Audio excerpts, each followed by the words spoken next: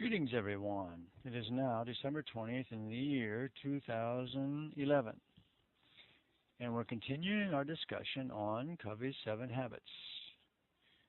We've discussed the first 3, be proactive, start with the end in mind, and first things first are the skills of independence. Then the skills of interdependence, think win-win, seek first to understand and then to be understood, and then synergize. In fact, tonight's discussion is the last of our interdependent skills, which is to synergize. Now, I'd like to read a short summary of what Covey has to say about synergy, which will help you understand it a little bit better. Habit number 6, to synergize. This is the habit of creative cooperation or teamwork.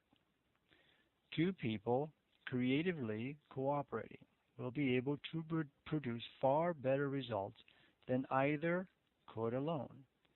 Synergy lets us discover jointly things that we are much less likely to discover by ourselves. Valuing the difference. The mental, emotional, and physiological differences between people is the essence of synergy. The key to valuing those differences is to realize that all people see the world not as it is, but as they are. When we value differences and bring different perspectives together in the spirit of mutual respect, people feel free to seek the best alternative, and often the third alternative, one that is substantially better than either of the original proposals. Finding a third alternative is not a compromise. It represents a win-win solution for both parties.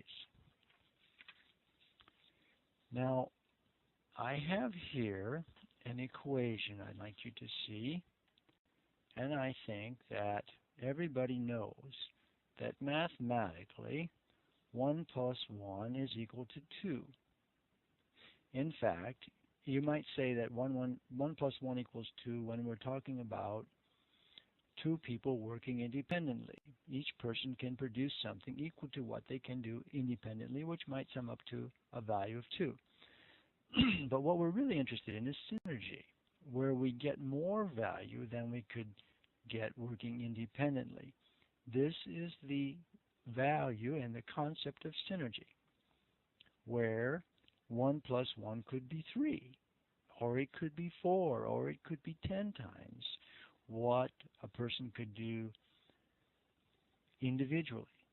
So we get something that's better than either of us could arrive at alone without cooperating.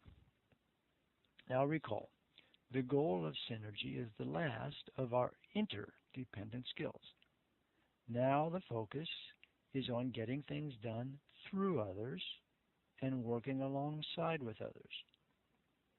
We proceed with the idea that there is plenty to go around, leading us to share our ideas and effort on the belief that all of us are going to win.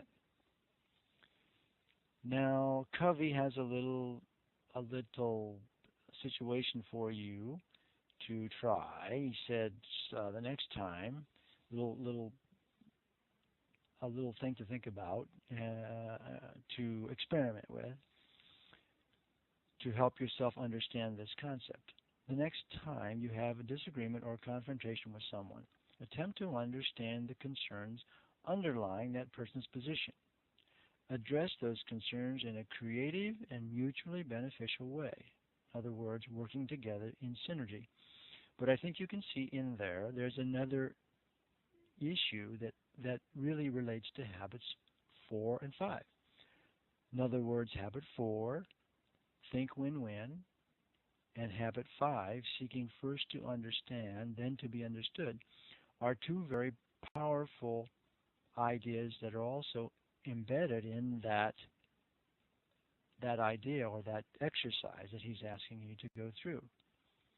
So this brings up the point of synergy. This points up the issue of synergy, which is that I believe we can say it will, if the habits 4 and 5 are practiced, that is to say, we are thinking win-win and we're seeking first to understand, then to be understood, then synergy follows directly and easily. Both people will work for each other's mutual benefit.